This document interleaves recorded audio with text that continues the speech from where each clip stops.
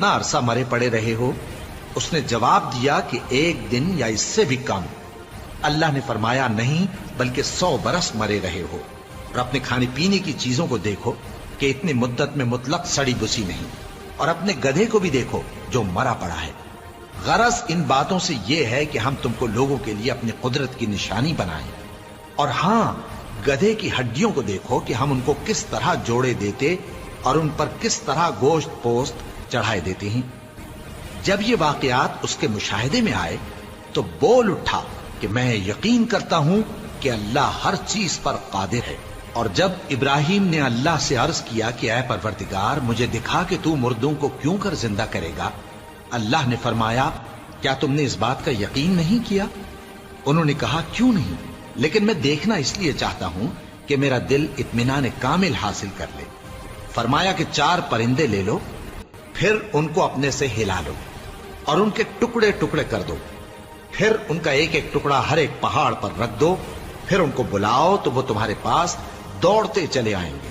اور جان رکھو کہ اللہ غالب ہے، صاحب حکمت ہے۔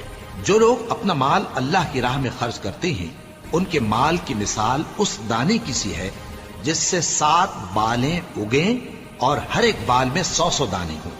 اور اللہ جس کے اجر کو چاہتا ہے اور زیادہ کرتا ہے، اور اللہ کشائش والا ہے، سب کچھ جاننے والا ہے۔ جو لوگ اپنا مال اللہ کے راستے میں صرف کرتے ہیں، پھر اس کے بعد نہ اس خرچ کا کسی پر احسان رکھتے ہیں اور نہ کسی کو تکلیف دیتے ہیں، ان کا صلہ ان کے پروردگار کے پاس تیار ہے۔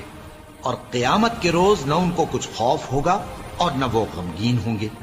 جس خیرات کے دینے کے بعد لینے والے کو ایذا دی جائے، اس سے تو نرم بات کہہ دینی اور درگزر کرنا بہتر ہے۔